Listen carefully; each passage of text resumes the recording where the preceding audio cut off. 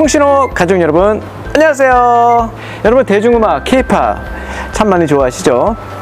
최근에 선풍적인 인기를 끌고 있는 K-팝, 전 세계적으로 그 열풍이 대단합니다. 1년에 한 번씩 이 K-팝을 우리가 시상하는 많은 시상식이 있는데, 그 중에 가온 차트 K-팝 뮤직 어워드가 있어요. 가온이 무슨 뜻이냐면 무슨 우리말입니다. 세상의 가운데라는 뜻이에요. 참 예쁜 이름인데, 이 대중음악 시상식으로 올해의 그 음원들 중에서 총 데이터량을 집계해서 시상하는 매우 권위 있는 시상식이 바로 이 가온 K-팝 뮤직 어워드입니다. 2017년이죠. 2017년 당시 2월에 제6회 가온 뮤직 어워드의 주인공이 탄생했는데요. 바로 가수 BY입니다.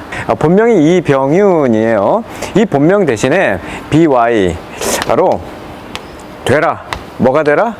이유가 되라.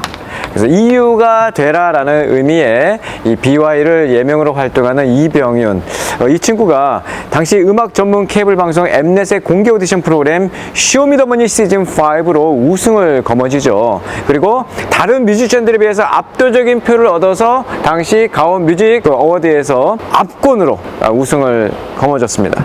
그가 그날 시상대에서 했던 소감이 있습니다. 수상 소감이죠. 지금도 유튜브에서 많은 조회수를 기록할 정도로 당시 매우 파격적인 수상 소감을 했는데, 바로 성경 말씀을 암송한 거예요. 태초에 말씀이 계시니라. 이 말씀은 하나님과 함께 계셨으니 이 말씀은 곧 하나님이시니라. 만물이 그로 말미암아 지은 바 되었으니 지은 것이 하나도 그가 없이는 된 것이 없느니라. 이 말씀이 저에겐 굉장히 큰 감동이어서 저는 사장님도 없어요. 저는 사장님도 없고, 그래서 지금 이 자리에서 감사드릴 분은 하나님 뿐이고, 진짜 진심으로 저는 하나님의 역사 가운데 들어오게 해주셔서 너무 감사드리고, 이 상 주신 분들에게 너무 감사드리고, 오늘 여기 와주신 분들에게 너무 감사드립니다. 네, 당시 요한복음 1장 1절에서 3절 말씀을 암송했는데요. 무엇이 이 젊은 가수로 하여금 세상의 한가운데서 가온 하나님을 외치게 했을까요? 많은 사람들은 그의 그런 패기와 당당함에 박수를 보내면서도 저 뭐야, 너무 심한 거 아니야? 종교색이 짙은 거 아니야? 라고 하며 궁금증을 자아내곤 했습니다. BY는 자신이 어릴 적부터 갖고 있었던 꿈이 하나 있었다고 해요. 그 꿈은 바로 시상식에서 자기가 믿는 그 하나님을 말하는 거라고 했습니다. 암송한 그 성구처럼 자신 믿는 그 하나님은 태초부터 계셨던 말씀이고, 그 말씀에서 온전히 붙들린 한 청년이 이제 그 말씀을 이 가온 세상의 한 가운데서 외치고 있었던 것이죠. BY를 사로잡은 그 말씀, 이미 수천 년 전에 문자로 기록되어 전 세계를 뒤덮고 있다고 해도 과언이 아닌 그 말씀은 인류 역사상 가장 많이 팔린 책입니다.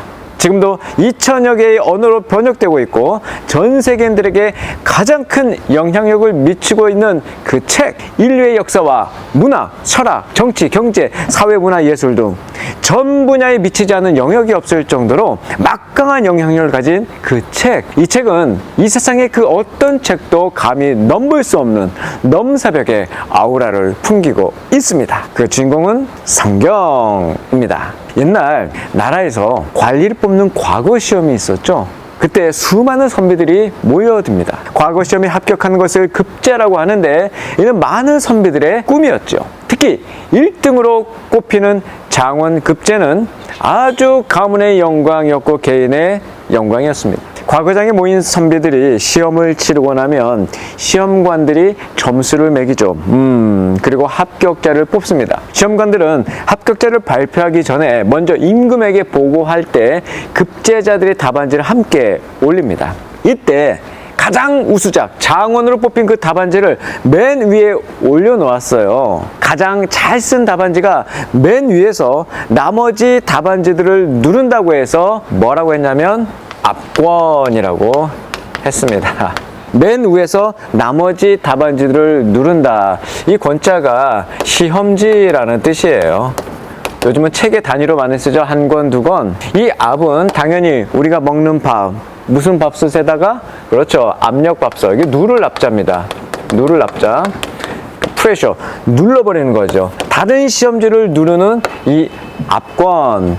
이처럼 압권은 여럿 가운데 가장 뛰어난 것을 의미합니다. 그래서 성경을 압권이라고 말할 수 있어요. 왜? 성경이야말로 이 세상의 수많은 책 가운데 가장 뛰어난 책이니 말이죠. 농부, 목자, 의사, 학자, 제사장, 장관, 정치가 이렇게 다양한 직업을 제가 늘어놓았는데 바로 성경을 쓴 기록자 40여 명의 그 기록자들의 직업입니다. 특히 이 성경은 구약은 히브리어와 아람어로 기록되어 있고요. 신약은 헬라어로 기록되었어요. 성경은 기원전 1500년경부터 기원 후 100년까지 약 1600년간의 긴 기간에 걸쳐서 기록된 책입니다. 전체 66권의 책이 딱 묶여 있는 것이고요. 성경을 분량별로 살펴보면 신구약 총 1189개의 장입니다. 와, 놀라워요. 1189개의 장. 이 장이라는 것은 우리가 챕터라고 얘기할 수 있는데요. 31,102개. 와, 이건 절이라고 할 수 있죠. 버러스. 그중 가장 장이 많은 책은 무려 150장까지 있는 구약의 시편입니다.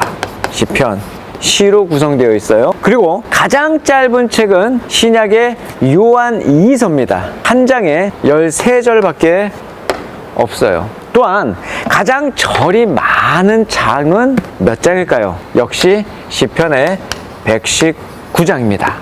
무려 176절까지 있어요. 굉장히 길어요. 반면에 가장 절이 적은 장은 몇 편일까요? 그것도 시편에 있습니다. 117편에 있는데 2절밖에 없어요. 2절. 성경 전체에서 가장 긴 절은 구약의 에스더서 8장 9절로 총 99개의 글자를 갖고 있어요. 또한 가장 짧은 절은 신약의 데살로니가전서 5장 16절인데 단 6글자입니다. 6글자니까 제가 외우고 있겠죠? 당연히 항상 기뻐하라. 이렇게 방대한 분량을 가진 성경의 주제는 과연 무엇일까요? 방대한 내용인 만큼 그 주제를 우리는 8가지로 간추릴 수가 있습니다. 우리 기독교의 핵심 교리로 직결되고 있기 때문에 매우 중요하니 지금부터 한번 잘 정리해 볼까요? 자, 총 8가지라고 했죠. 첫 번째입니다. 성경 자체에 대한 정의 그리고 그 중요성이 첫 번째 주제입니다. 성경 자체에 대한 정의와 중요성을 이야기하고 있고요. 두 번째는 하나님의 성품, 하나님은 어떠한 분인가, 그리고 그분의 사역에 대해서 이야기를 하고 있어요. 세 번째는 예수님과 예수님을 통한 그 구원을 이야기하고 있습니다. 예수님과 예수님을 통한 구원. 그리고 성부 성자 나왔으니까 누구? 성령님이겠죠. 성령님과 성령님을 통한 구원의 적용에 대해서 이야기를 하고 있어요. 다섯 번째는 우리 인간이 누구인가, 그리고 인간이 처한 상태에 대해서 이야기를 하고 있습니다. 우리는 그것을 인간론이라고 하죠. 여섯 번째는 죄인이 구원받을 수 있는 방법을 말하고 있습니다. 우리는 그것을 구원론이라고 이야기를 합니다. 일곱 번째는 교회와 교회의 사명을 말합니다. 우리는 그것을 교회론이라고 말하고, 마지막 역사와 인류의 종말을 말합니다. 그래서 이것을 우리는 종말론이라고 이야기를 하죠. 그래서 성경론, 그리고 하나 성부 하나님, 성자 성령님, 그래서 우리는 그것을 신론이라고 이야기하고요. 우리는 이런 것을 조직신학이라고 신학교에서 가르치는데 조금 어렵죠. 그리고 한 방송사에서는 대국민 건강 매뉴얼이자 자신만의 맞춤형 인체 가이드라고 해서 이런 프로그램을 선보였어요. 내 몸 사용 설명서. 우리는 그동안 내 몸을 잘 사용하고 있을까? 또 잘못된 건강 상식과 정보로 인해서 내 건강을 혹은 망치고 있지는 않을까? 해서 쏟아지는 그 많은 정보 속에서 내 몸에 꼭 맞는 정보를 찾아주는 그 방송이 있었던 것이죠. 이런 것처럼 우리 인생에도 하나님은 성공하는 인생 솔루션을 성경에 숨겨 놓으셨어요. 그래서 성경은 우리 성도의 삶에 절대적 잣대로 놓을 인생 사용 설명서입니다. 이 책을 늘 가까이 하는 우리 청신호 가족 되시기를 주의 이름으로 축복합니다.